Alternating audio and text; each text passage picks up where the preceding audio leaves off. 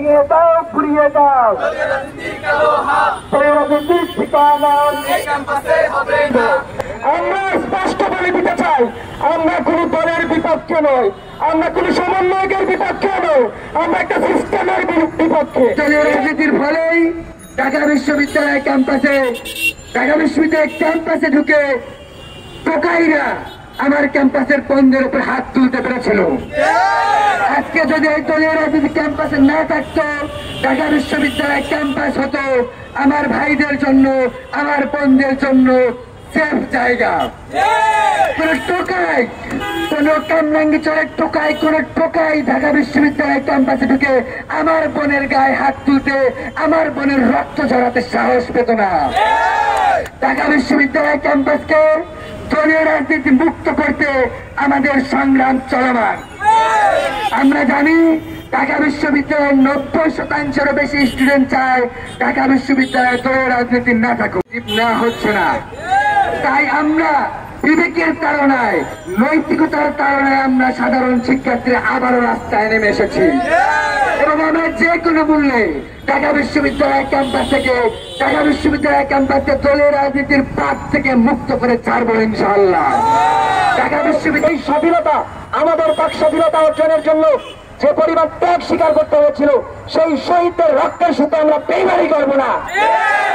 ঢাকা বিশ্ববিদ্যালয়ে যে গণরুম এবং কেসরুমের কালচার ছিল, এটি কারো মুখের কথা বন্ধ হওয়ার মতো জিনিসটা।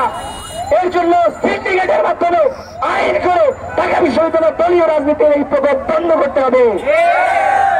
এই আন্দোলনে যারা বাধা দিতে আসবে, তারাই ঢাকা বিশ্ববিদ্যালয়ের শিক্ষার্থীদের শত্রু হিসেবে বিবেচিত হবে। ঢাকা বিশ্ববিদ্যালয়ের দলীয় রাজনীতির স্পষ্ট রোডম্যাপ যদি 3 দিনের মধ্যে না দেয়, তবে আমরা কঠোর কর্মসূচি দেবো ইনশাআল্লাহ। কোন ধরনের আপোষ হবে না। ঢাকা বিশ্ববিদ্যালয়কে দলীয় রাজনীতির যে কালো ধরা, সেটি থেকে মুক্ত করে ছাড়বো ইনশাআল্লাহ।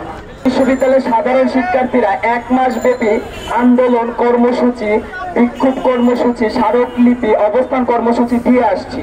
আপনারা জানেন ইতিমধ্যেই আমাদেরকে ট্যাগিং এর শিকার করা হচ্ছে, আমাদেরকে ট্যাগ দেওয়া হচ্ছে বিভিন্ন ভাবে। আমরা বলতে চাই ঢাকা বিশ্ববিদ্যালয়ের সাধারণ শিক্ষার্থীরা আর সুতার জাল ছিঁড়ে লোহার জালে আটকাতে চাইবে না। তারা দাসত্ব গোলামের রাজনীতি এই ক্যাম্পাসে চায় না। ঢাকা বিশ্ববিদ্যালয়ের সাধারণ শিক্ষার্থীরা চায় না এই ক্যাম্পাস আর কোন দলীয় রাজনৈতিক দলের কাছে ইজারা দেওয়া হোক, বর্গা দেওয়া হোক এবং আমাদের সাধারণ শিক্ষার্থীদেরকে এই রাজনৈতিক দলের এজেন্ডা বাস্তবায়ন করার জন্য পুঁজি করা হোক। তাই যারা আমাদেরকে ট্যাগ দিচ্ছেন, ভয় দেখাচ্ছেন, আপনারা ভুলে যাবেন না 15 জুলাইয়ের কথা।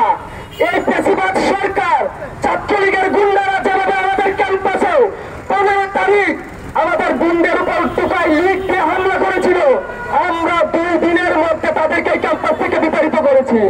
15 বছরের দুঃশাসন আমরা 15 দিনে ভেঙে দিয়েছি।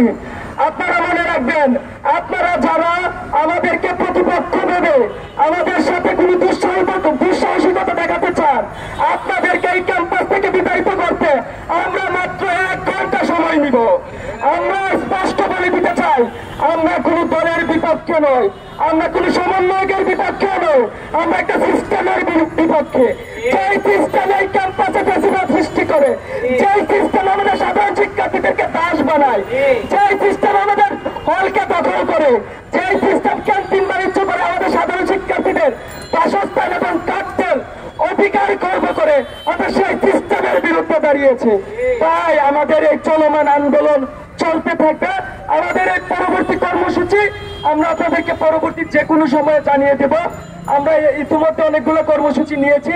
ঢাকা বিশ্ববিদ্যালয় ক্যাম্পাসে সকল প্রকার দলীয়, ছাত্র, শিক্ষক, কর্মকর্তা, কর্মচারীদের রাজনীতি নিষিদ্ধ এবং অনতিবিলম্বে ঢাকা বিশ্ববিদ্যালয় কেন্দ্রীয় ছাত্র সংসদ নির্বাচন ডাকসুর দাবিতে আমাদের এই আন্দোলন চলমান থাকবে। পরবর্তী কর্মসূচি আপনারা মিডিয়া ভাই যারা